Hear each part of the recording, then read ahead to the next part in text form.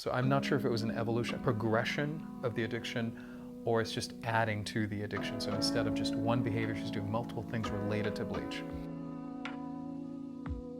Hi everyone, this is Sam Qurashi. I used to be a psychiatric resident in an addiction hospital, and now I'm on YouTube. And basically my producer picks out videos for me to watch that just to react to and think out loud and analyze. And so the series that he's been heavily investing his time in picking out is My Strange Addiction. And I believe that this is another one, and I'm not really sure what it is. So yeah, let's check it out.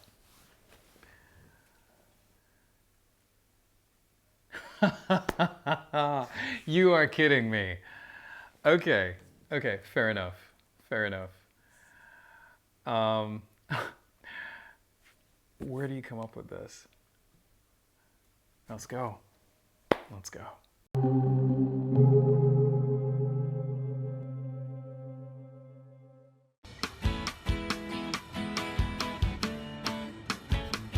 My name is Gloria. I'm 28 years old, and my addiction is bleach. I love bleach a lot. I ain't gonna say I love it more than I love myself, but I do love bleach. I don't consider myself a germaphobe. I'm not afraid of dirt. I'm not afraid of germs. I just like the feel of bleach. Every day, Gloria cleans her house top to bottom with bleach. She goes through more than 300 gallons every year. Bleach has ruined her clothes and damaged furniture, but Gloria refuses to stop cleaning with it. And I go and I wipe like my tables down, my stairwell down with it, cleaning the bathroom with it, my toilets, my sink, the tub in the kitchen. I clean my stove with it, my countertop, the refrigerator. There's been times where I walked in the house and the bleach smell just slapped me in the face. Gloria's addiction to bleach began 7 years ago while she was pregnant with her third child. When I was pregnant, I used to take pieces of tissue and dip them in bleach and take them like pills. But my nutritionist and doctor, they made me stop doing it. And I thought it was just because I was pregnant and it'll go away. But Gloria's bleach addiction didn't go away. Okay. Wow. Okay. I have like 1,000 questions. One question is, when did it start? And they just answered it because it's what would cause that. And what's interesting about it is it's not really, it's an addiction to using it, but it said addicted to bathing in it. So I haven't seen that. But then it's addiction to bleach, to using bleach, to ingesting it, to bathing in it. And I'm not really sure whether there was an evolution, whether she started off, because I think what she said was she started basically soaking tissue or something and having it as pills where she ingests the bleach. That's what I understood. And I don't really understand why. I would want to dive, if I had a session with her, I'd want to dive deeper into understanding exactly what triggered her to do that. Because it could be because of the pregnancy, because, you know, I mean, that's natural, not bleach, but certain cravings are natural. But when it comes to that, that's very interesting because bleach is toxic. I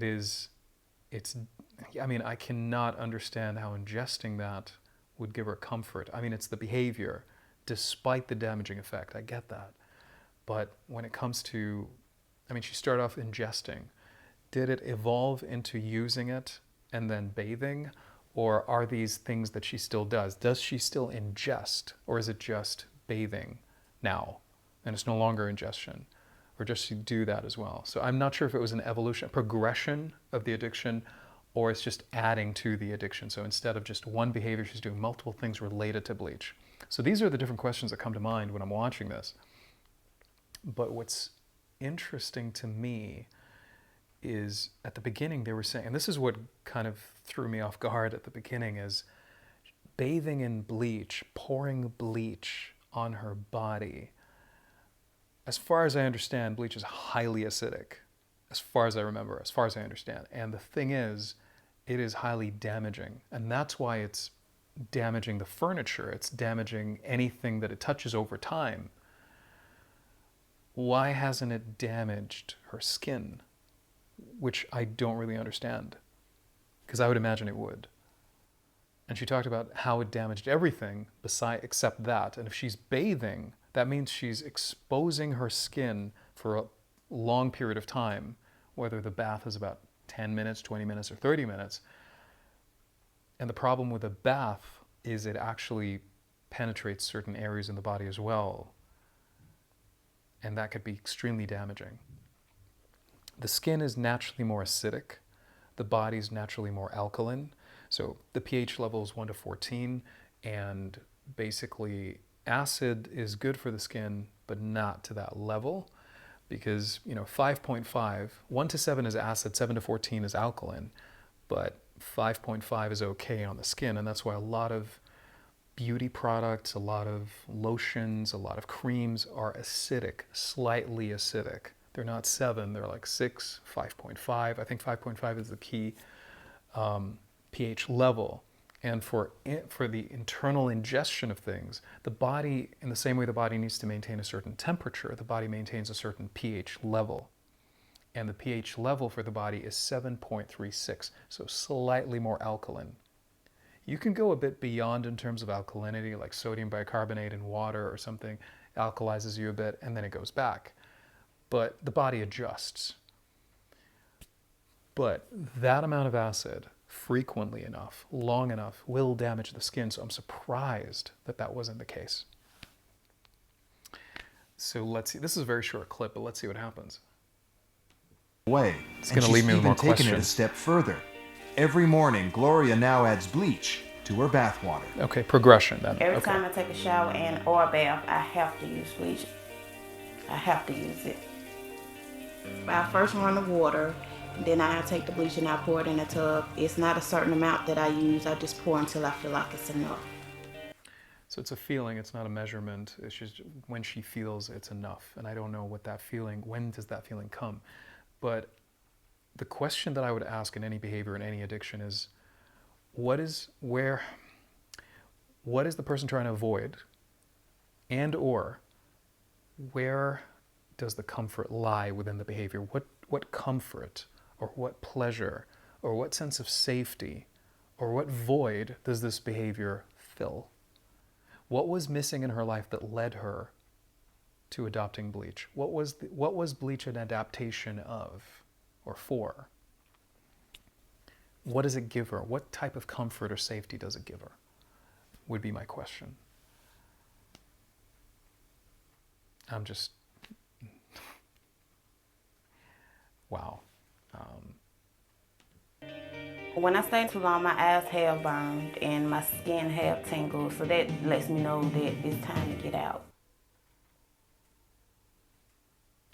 What? Are you kidding me? That's it? Okay. I have so many questions, and this is the least satisfying video I've seen so far because it was so short. I didn't get a chance to explore answering these questions with more information, because that's what I'm feeding off of, the information. But thank you, Tobias. That was awesome. Yeah, very, very interesting. But I'm really dissatisfied with this. But it's a very interesting concept. It's a very interesting type of addiction, let's put it this way. So in a clinical setting, one thing I would want to know in summary is what started it? What is it? What kind of comfort is it giving? And I want to know more details about what led to what's the origin story. Whenever there's an addiction or a behavior that suddenly happens, there's a reason why that happened.